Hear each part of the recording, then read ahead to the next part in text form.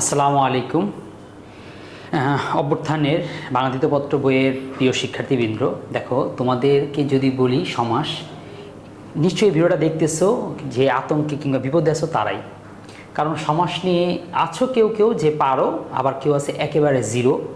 তো যেই নলেজ নিয়ে আসো না কেন, এটা বলতে পারি আমাদের যদি পূর্ব কিছু ভিডিও দেখে থাকো কিংবা আরও যদি এই ভিডিওরও যদি প্রথম পর্বগুলো দেখে থাকো, তারপরে বলবো সমাসের ক্লাসটা হবে বেস্ট ক্লাস। কারণ আমরা যেটা অনুধাবন করে দেখি যে স্টুডেন্টদের সমাস সবচেয়ে বেশি আটকায়, আর দ্বিতীয় হচ্ছে সমাস থেকে কোশ্চেনও বেশি আসে। তো আমার এই নোটটা দীর্ঘ প্রায় 8 বছরের সাধনার আসলে ফসল, সাধনা করে আমরা এটা তৈরি করেছি, যার কারণে তোমাকে কোন উপযোগী করে আসলে তোমার কোন জায়গায় সে প্রবলেমটা হয়, সেই প্রবলেমের সলভটা কীভাবে আছে সেটা সব কিছু উপস্থাপন করা। তো আমরা আজকে এই ভিডিও যেটা নিচ্ছি, এই ভিডিওটা হচ্ছে বেসিক ভিডিও না, এটা হচ্ছে এই বেসিকের আগের ভিডিও, অর্থাৎ এই ভিডিও থেকে কোনো কোশ্চেন হবে না, কিন্তু এখান থেকে আমরা জানতে পারবো সমাজটা আসলে কীভাবে পড়তে হবে, কারা কীভাবে করে পড়বে, এই তারপর হচ্ছে এই বইটাকে কীভাবে করে পড়বে, প্রশ্ন কীভাবে আসে, উত্তর কীভাবে করতে হয়, ঠিক আছে। অর্থাৎ এই ভিডিওটা তোমার প্রবলেমগুলোকে আইডেন্টিফাই করার জন্য কাজে লাগবে। তো যারা মোটামুটি অনেক কিছু জানো তাদের হয়তো এটা কোন কাজে লাগবে না, কিন্তু তারপরেও এটা দেখলে তোমার পরবর্তী পড়াগুলোতে একটু সহজ হয়ে যেতে পারে, এই বিবেচনা অন্তত ভিডিও দেখতে পারো। তো এবার আসি সমাসের প্রশ্ন কিভাবে আসে। প্রশ্ন এরকম জ্ঞানমূলক প্রশ্ন আসে, আর হচ্ছে এরকম নির্ণয়মূলক প্রশ্ন আসে। তো জ্ঞানমূলকটা আলোচনা করার তেমন কিছু নেই, এই জন্যই, কারণ জ্ঞানমূলকটা বোঝার জন্য তোমরা নিশ্চয়ই ভিডিওগুলো দেখতেছো না। কারণ জ্ঞানমূলক এটা তোমার বইয়ের মধ্যে আছে, পড়বা, শিখবা, মুখস্থ করবা, পরীক্ষা খাতায় লিখে দিয়ে আসবা। তো তোমরা মূলত ভিডিওটা দেখো হচ্ছে এই খটা পারার জন্য, যে ব্যাস বাক্য নির্ণয় করতে পারো না, সমাস নির্ণয় করতে পারো না, শব্দ দেখলে সবই তো লাগতেছে একই রকম, কেমনে চিনবো কোনটা দ্বন্দ্ব, কোনটা দ্বিগু, কোনটা হচ্ছে অপরিভাব। এখন এইটা চেনার যে কত সহজ সহজ সূত্র আছে, যেমন দেখো আমি উদাহরণ দিই, এখানে একটা শব্দ আছে যেটা দেখে আমি বুঝে ফেলছি এটা কোন সমাস। তারপর হচ্ছে এইখানে লাস্টে একটা অন্তর আছে, এটা দেখে আমি বুঝে ফেলছি এটা কোন সমাস। এখানে মাঝখানটা হাইফেন আছে, এটা দেখে বুঝে ফেলছি এটা কোন সমাস। এখানে একটা সংখ্যা আছে, এটা দেখে আমি জানি এটা কোন সমাস। তারপরে তার মানে দেখো একটা দুইটা তিনটা চারটা সমাস তো আমি ভাঙারও প্রয়োজন, উপর থেকে দেখে বুঝে ফেলতেছি এটা কোন সমাস। আর কিছু আছে যেটা আমার একটু পড়ার বা আমার একটু অভিজ্ঞতার কারণে হয়তো বুঝতে পারছি, ঠিক আছে। তার মানে সমাসকে আমরা দুইটা বড় ক্যাটাগরি ভাগ করতে পারি, একটা হচ্ছে একেবারে ইজি, আর একটা হচ্ছে হয়তো মিডিয়াম, আর একটা হতে পারে কঠিন। এখন দেখো তুমি সমাজটাকে তো বাদ দেওয়ার কিছু নেই, অনেকে বলে সমাজ তার কিছুতেই বুঝি না, এই টপিকটা বাদ, এইটা পড়বো না, অন্য কিছু আসলে দিব, কিংবা এই জ্ঞানমূলক পড়ে ফেলবে, এখান থেকে যদি প্রশ্ন আসে দিব, না এলে এই প্রশ্ন দিবই না। এইটা করলে তুমি একটা বড় বোকামি করবা। কারণ কি, তুমি যদি বেসিকটা জানো, বেসিকটা জেনে তুমি সহজটা শুধু জানতে পারো, শুধু সহজটা জেনে নিবা। সহজটা জেনে নিলে তুমি এরকম পরীক্ষায় 2-3টা তো পারবা, তা 2-3 পারলে তো যথেষ্ট, হতে পারে ভাগ্য বলে 5-5 পেয়ে যেতে পারো। এই জন্য বলবো সমাজকে বাদ দেওয়ার প্রয়োজন নেই, আমরা আরও তো কৌশলে আলোচনা সবগুলি করব। তারপর লিখবা কীভাবে, যদি ক লেখো, ককে তোমাকে দেখছো কত কিছু লিখতে হচ্ছে, এরকম পয়েন্ট পয়েন্ট করে লিখবা, সমাসের প্রয়োজনীয়তা বিস্তৃত ব্যাখ্যা দিবা, এরপর হচ্ছে উদাহরণও দিবা, ঠিক আছে। এরপরে দেখো খ কীভাবে লিখবা। খ লেখার জন্য এরকম একটা শখ করতে পারো। এখন শখ করা কি স্যার আবশ্যক? না, শখ করা আবশ্যক না। তুমি যদি শখ না করে এই প্রদত্ত শব্দ লেখে নিচে 2টা দাগ, ব্যাস বাক্য 2টা দাগ, সমাস লিখে 2টা দাগ, তারপর যদি বরাবর সব লিখতে পারো তাইলেও হবে, ঠিক আছে। এরকম দাগাদাগি করে ফ্যাশন করা দরকার নেই। মূল কথা তুমি প্রশ্নের উত্তর পারছো কিনা তাই, আর যত সুন্দর করে উপস্থাপন করবে ততই ভালো। তবে আবার শখ করতে গিয়ে অনেকে আবার দাগ কাটাকাটি করতে গিয়ে সময় নষ্ট করে আর বেশি ডিজাইন করতে যায়। তো দাগ যদি কাটো সেক্ষেত্রে তুমি পেন্সিল দিয়ে কাটলে তোমার জন্য বেশি ভালো। তারপরে বলবো যে তুমি উত্তরের দিকে বেশি মনোযোগ দিও, ঠিক আছে, দাগাদাগি বা ডিজাইনের দিকে না। ওকে, তারপর দেখো আমরা যেভাবে করেছি, যদি পারা হয় এরকম নাম্বার দিয়ে করবা, কারণ তোমার কাছে যেহেতু 5টা চেয়েছে, তুমি এখানে নাম্বার দিয়ে বোঝায় 5টা করেছো, এখানে প্রদত্ত শব্দগুলো দিবা, যেটা তোমার পরীক্ষা যে 8টার মধ্যে যে 5টা তুমি পারো। এরপর এখানে ব্যাস বাক্য করবা, এরপর হচ্ছে এখানে সমাস নির্ণয় করবা। তাহলে আমরা মোটামুটি বুঝতে পারলাম। এবার একটা প্রশ্ন অনেকে করো, স্যার সমাসের তো অনেক প্রকারের ভিতরে আবার অনেকগুলো প্রকারভেদ আছে। যেমন আমরা যদি বহুব্রীহি বলি, বহুব্রীহির সবার অনেক প্রকারভেদ আছে, সমাধিকরণ, ব্যাধিকরণ, ব্যতিহার, মধ্যপদলোপী। স্যার এই প্রকারভেদগুলো কি দেওয়া লাগে? তারপর প্রশ্ন করো, যেমন ধরো দ্বন্দ্ব সমাসের সংখ্যাবাচক, মিলনার্থক, এরকম অনেক কিছু প্রশ্ন আছে, এগুলো কি দেওয়া লাগে? তো এইগুলোর উত্তর হচ্ছে এটা আবশ্যক না। কারণ কোনো টিচার কিছু আছে দেওয়া লাগে, যেমন কর্মধারার মধ্যে উপমান নাকি উমিত, এটা দেওয়াটা খুব জরুরি। আবার অনেকগুলো ক্ষেত্রে এরকম না দিলেও চলে, এই প্রকারভেদগুলোকে আর এক্সট্রা করে উল্লেখ করা লাগে না। মানে প্রকার ভেদের আবার সাব প্রকার যেগুলো সেগুলো করা লাগে না। তুমি সমাজটা নির্ণয় করতে পারলেও অনেক সময় টিচাররা কী করে পাঁচে পাঁচ দিয়ে দেয়, এটা বেশিরভাগই দেয়। এক দুজন যদি সে তার মতন নিয়ম করে থাকে তারা তো কম দিবে না, বা ভালো কলেজগুলো কলেজ পর্যায়ে এগুলোকে খুব রেস্ট্রিক্টেড করে দেখে তারা হয়তো দেয় না, কিন্তু ভোটগুলোর মধ্যে যত সম্ভব প্রকারটা নির্ণয় করতে পারলেই নাম্বার দিয়ে দেয়। তো এটা আমরা জিনিস বুঝলাম। আরেকটা জিনিস বলবো, এই যে সমাস যে নির্ণয় করা না, এটা আমরা তোমাদের খুব সুন্দর করে শিখাই দিব। আর এটাই কিন্তু টিচারের কাজ, যে তোমরা যে ভিডিওগুলো দেখবা আমরা তোমাকে এটা খুব সুন্দর করে বুঝাই দিব কিভাবে করে, কি দেখলে পরে কেমনে বুঝা ফেলবা যে কোনটা কোন সমাস, একদম পানির মতন। কিভাবে করে তোমাকে আবার আছে না যে সূত্র যেটা বলবো সেটা মনেও রাখতে হবে না, সেটাও মনে রাখা দরকার নেই। একেবারে শব্দর ভিতরেই উত্তরটা আছে, তুমি সেই উত্তরটা দেখেই বাস পরীক্ষা লিখে দিবা। এই কৌশল দেখবো, এটা হলো টিচারের দায়িত্ব। কিন্তু যে ব্যাস বাক্য করা আছে না, ব্যাস বাক্য করা কিন্তু এটা তোমার দায়িত্ব, কারণ ব্যাস বাক্য হচ্ছে এটা স্টুডেন্টের কাজ। এটা পারতে হলে তোমাকে পড়তে হবে। এছাড়া এটা হচ্ছে নোটের কাজ।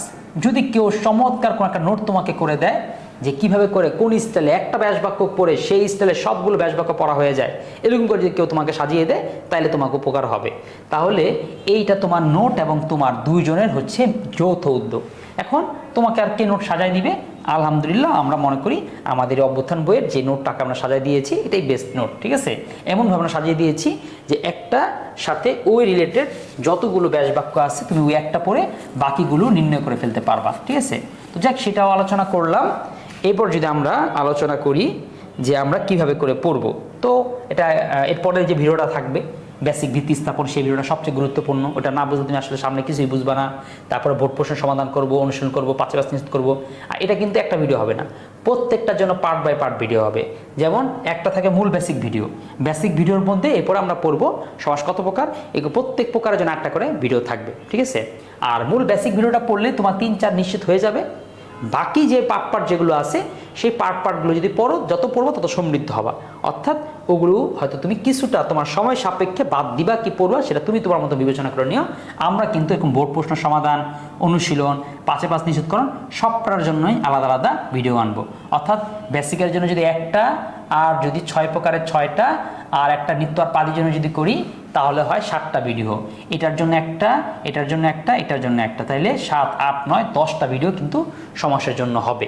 অর্থাৎ ছোটো ছোটো করে দিবে এই জন্যই যে যাদের যেইভাবে যেই প্রকার যতটুকু সময় আছে সময় সাপেক্ষে যাতে তুমি দেখে নিতে পারো। বেশি থাকলে সব দেখবা, কম সময় থাকলে কম দেখবা। এই তো বেসিকের মধ্যে আমাদের আছে কোনটা কত প্রকার, প্রয়োজনীয়তা কী, ও কোনটা কীভাবে প্রশ্ন আসে, পার্থক্য কী, এরপর হচ্ছে পাঁচে পাঁচ কী করতে হবে, পাঁচে পাঁচ কী করলে ফলে আমরা আসলে পাঁচে পাঁচটা আসলে নিশ্চিত হয় না। এরপরে ব্যবহারিক জীবনে সমাজটার কোথায় কাজে লাগে, এরপরে সমাসের প্রকারভেদ, আগে কয় প্রকারভেদ ছিল, বর্তমান কত প্রকারভেদ, এরপরে সেই প্রকারভেদগুলোকে একটা সবচেয়ে আমার যদি সমাসের সবচেয়ে দামি জায়গা যদি হয় এটা হলো এই জায়গাটা। এইটা পারলে তুমি একদম না কিছু নোট, যে এই নোটটা দেখলে আবার ওই পুরো পড়াটা আয়ত্তে এসে পড়ে, এটা হচ্ছে সেটা। এই জায়গাটা তুমি যদি একটু প্রিন্ট করে হোক, ছাপিয়ে হোক, বা কুবের কেটে হোক, যদি কোনো একটা জায়গা লাগায় রাখতে পারো তোমার সমাস সমাধান হয়ে গেছে। কারণ এটা এক নজরে কোন সমাসে কেমনে চিনবা, কীভাবে ব্যাস বাক্য আসে, উদাহরণ কি, এই জিনিসগুলো এইভাবে করে দেওয়া আছে। ঠিক আছে, তাই এটা আমরা পড়াই দিব। তারপর আছে প্রতিটা সমাস, সিঙ্গেল সমাস।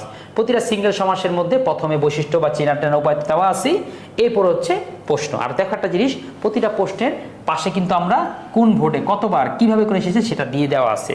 এতে কি হবে, তুমি খুব সহজেই বুঝতে পারবা যে এই উদাহরণগুলোর মধ্যে কোন উদাহরণটা আমাকে একদম মুখস্থ করে ফেলতে হবে, আর কোন উদাহরণটা পড়বো, বা কোন উদাহরণটা সময় কম তাহলে কোন উদাহরণগুলোকে আমি স্কিপ করে যাব, আর সময় কম বা বেশি যাই হোক না কেন কোনগুলো স্কিপ করে গেলে আমি বিপদে পড়বো। তো সব এই তুমি ভোট দেখে দিয়ে কিন্তু বুঝে ফেলতে পারবা। এই আমাদের নোটেরই কিন্তু এটা একটা অনন্য বৈশিষ্ট্য। ঠিক আছে, কারণ আর কোনো নোট এভাবে করে সাজানো নেই যে তোমাকে ওই শব্দের মধ্যে বলে দিবে যে এটার সাজেশনটা কি। ওকে, তারপরে এই যে কিছু আছে পরীক্ষা সবচেয়ে বেশি আসে কিন্তু তুমি পারো না, ভুল করে ফেলো, সেগুলোকে আলাদা করে মার্ক করে দেওয়া আছে। বুঝতে পারতো সেটা কীভাবে মার্ক করা সম্ভব, কোনগুলো বেশি আসে, এই দীর্ঘদিন অভিজ্ঞতার ফলেই এটা সম্ভব হয়েছে। এরপর দেখো অব্যয়ভাবের সমাস, এরপর দ্বিগু সমাস, প্রত্যেকটারই কিন্তু একই অবস্থা। হ্যাঁ, এত সুন্দর করে সাজিয়ে দেওয়া আছে যাতে তোমার পড়তে একটা আরাম লাগবে দেখবা। এবং এই বইয়েরটা মনে করো যে প্রেমে পড়ে যাবা, যে এরকম তোমাকে মানে এই বই তোমার এমন সুখ দিবে, দেখা গেছে মনে চাবে যে এরকম যদি আরও অন্য যে বইগুলো থাকতো হ্যাঁ দেখছো প্রত্যেকটা সমাসে এরকম আমরা শক করে দিয়েছি, একটার ব্যাস বাক্য করেছি, বাকিগুলো রেখে দিয়েছি। তুমি একটা ব্যাস বাক্য দেখেই বাকিগুলোর ব্যাস বাক্য করাও শিখে যাবা। এটা কি বলছিলাম যে আমরা কিভাবে সম্ভব হইল যে এইখানের মধ্যে কোনো সমাসের উদাহরণ বাদ পড়ে নাই, তাহলে এত একটা ছোট্ট জায়গার মধ্যে এটা কেমনে সম্ভব হইল? সম্ভব হয়েছে এই গবেষণার ফলে। ঠিক আছে, এই যে প্রাদি, তারপর নিত্য, ছোট ছোট যেগুলো আছে সেগুলো দেওয়া হয়েছে। এরপরে এইচএসসি যে তোমাদের সাহিত্যের খুঁজি ব্যাকরণ, এটার যে টপিক, সাহিত্যের মধ্যে তুমি কীভাবে ব্যাকরণটা খুঁজে বের করবা, সেই টপিকে কিন্তু এখানে দেওয়া আছে। অর্থাৎ এই তোমাদের বাংলা ফার্স্ট পেপারের যে গদ্য পদ্যগুলো আছে, সেই গদ্য পদ্যর ভিতরে যে শব্দ, সেই শব্দগুলোর সমাস কী হতে পারে সেগুলো দেওয়া। তো এগুলোর গুরুত্ব আছে, কারণ ইদানিং কালগুলোতে ফার্স্ট পেপার থেকেও প্রচুর প্রশ্ন হচ্ছে। তারপর হচ্ছে এই যে এইচএসসি পরীক্ষার প্রশ্ন দেখছো, সমাস কিন্তু বর্ণামূলক থেকে তেমন কোনো প্রশ্ন হয় না। এবং কেমন প্রশ্ন হয় না বললেই কি, তারপরে যে এই যে দুই প্রশ্নগুলো, এগুলো তো বাতিলের খাতায় চলে গেছে, এগুলো এখন আসেই না। তোমাদের আবার টপিকে নতুন যুক্ত হয়েছে প্রত্যয়, সুতরাং এগুলো একদম বাতিল হয়ে গেছে। যদি সর্বোচ্চ আসলে এই 1 নম্বরটাকে একটু পড়তে পারো, আর এই 1 নম্বরটা আসলে এমনিও পড়তে হয়, সমাসের খ নির্ণয় করতে হলে 1 পড়তে হয়। যাক, এ বাকি দুটো আমরা দিয়ে দিছি, পড়লে পড়বা, বাদ দিলে তুমি বাদ দিয়ে দিতে পারো, বা সমাস পড়ানোর সময় এটাও আমরা আলোচনা তখন করব বিস্তৃতভাবে। এই জায়গায় যেগুলো দিয়েছি এগুলো কিন্তু বাদ দেওয়ার কোনো সুযোগ নেই, এবং এটা প্রায় 2 থেকে 3 পৃষ্ঠার মধ্যে তোমার অন্য যে কোনো বইয়ের প্রায় 14-15 পৃষ্ঠায় এটা গিয়েছে। কীভাবে সম্ভব হয়েছে? এই যে এই জন্য দেখছো যে ওই টপিকের যেগুলো আছে সব একসাথে করে নিয়ে এসেছি। এইভাবে করে আমরা আবার সবার সাজাই দিয়েছি, তোমার যাতে এক সিরিয়ালে একটা আছে না যে মানে এইটা পড়লে এই রিলেটেড যাগুলো আছে সবগুলো এক পাশাপাশি থাকে, যার ফলে কেউ একটা পড়লে ওই ধরনের সবগুলো যাতে পড়া হয়ে যায়। কারণ বইগুলো এরকম থাকে না, সেগুলো থাকে অক্ষর দিয়ে বিন্যাস করা, স্বরে স্বরে, যেটা তোমার আসলে কাজে দেয় না। তারপর হচ্ছে এত ডাবল থাকে, কিন্তু এখানে এই সুযোগটা নিয়ে আমরা সাজিয়ে দিয়েছি। তারপর যদি দেখি অনুশীলনে দেখছো কি অবস্থা, দ্বন্দ্ব সমাস, দ্বিগু সমাস, নিত্য, প্রাদি। তার মানে অনুশীলনটা তোমাদের রেখেছি, তুমি স্টেপে ধারাবাহিকভাবে তুমি সামনের দিকে যাও। অর্থাৎ দ্বন্দ্ব সমাসের সমস্যা সমাধান করে দ্বিগুতে যাও, অব্যয়ভাব যাও, অর্থাৎ ক্যাটাগরি বেসিস তুমি যাতে অনুশীলন করতে পারো। কারণ ক্যাটাগরি ধরে তুমি যদি একটা করে প্রকার তোমার হয়ে যায়, তাহলে আলটিমেটলি যখন সবগুলো মিক্সচার করে থাকবে তখনও তুমি অনুশীলন করতে পারবা। আর অনুশীলনটা আমরা এখন খাতার মতনই করে দিয়েছি, যে তুমি বইয়ের ভিতরে অনুশীলনটা করতে পারো, বইয়ের ভিতরেই তুমি একটা মার্ক করতে পারো যে তুমি কত করে নাম্বার পাচ্ছ। অর্থাৎ এই একটা বই, এটাই তোমার কি পড়া, এটাই হচ্ছে তোমার গাইডলাইন, এটাই তোমার কোর্স, সব কিছু একসাথে হয়ে যাচ্ছে। বিগত সালে কোশ্চেন অ্যানালাইসিসও আছে, যে কোন জায়গা থেকে কী পরিমাণ প্রশ্ন আসছে, কোন ভোরে কেমন প্রশ্ন আসছে, কোনটা কমন, কী পরিমাণ কমন আসতেছে, কী পরিমাণ আনকমন আসতেছে, সেটাও বুঝতে পারবা। এবং পাবলিক বিশ্ববিদ্যালয়ের যে এমসিকিউগুলো আছে সেইগুলো এরকম টপিক ধরে ভাগ করে দেওয়া। অর্থাৎ সময় পাইলে এগুলো যদি পড়ে ফেলতে পারো, তাহলে সমাসে তুমি কি হয়ে যাবা, একদম যেটাকে বলে ঝরা। ঠিক আছে, সমাস থেকে তোমাকে আর কোশ্চিন কালকে আটকাতে পারবে না। তো ঠিক আছে, আমরা এই ভিডিওটা শেষ করলাম। এই ভিডিওটা বলেছিলাম যে এই ভিডিওটা হচ্ছে আমরা কীভাবে পড়বো, কি আছে, কিভাবে করে শিখতে হয়, এটা আলোচনা করলাম। এই ভিডিওটা শেষ।